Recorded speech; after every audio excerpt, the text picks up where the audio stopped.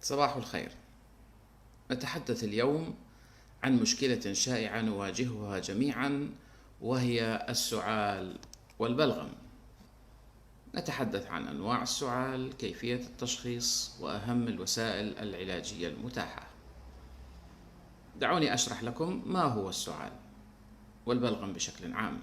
السعال هو استجابة طبيعية للجسم للتخلص من المخاط أو الجسيمات الغريبة التي تسبب تهيجا في الممرات التنفسية، والبلغم هو المخاط الذي يتكون في الرئتين والتجاويف التنفسية. أنواع السعال نعرفها.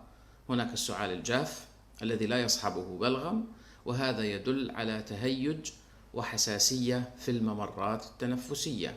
وهناك سعال مصحوب بالبلغم، وهذا يدل على التهاب في التجاويف التنفسية أو الرئتين. كيف يمكننا تشخيصه؟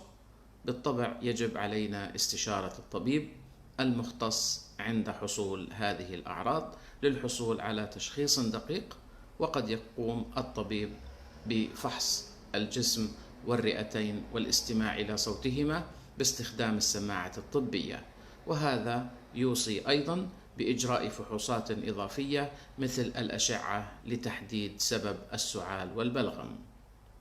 أخيرا، وسائل العلاج المتاحة قد يشمل أدوية مضادة للسعال أو مخففة للبلغم، مهدئة للتهيج ومخففة للأعراض، كما ينصح بشرب الكثير من السوائل، وهذا طبعا بعد معرفة السبب الحقيقي وراء هذا السعال ونوعه ثم علاجه.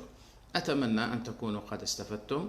هذا موضوع شائك، السعال والبلغم، لذلك يتوجب استشارة الطبيب من أجل الخطوة الأساسية وهي التشخيص الدقيق، ثم يأتي العلاج. ولكن مضادات السعال العامة قد لا تفيدكم. أتمنى لكم صحة جيدة.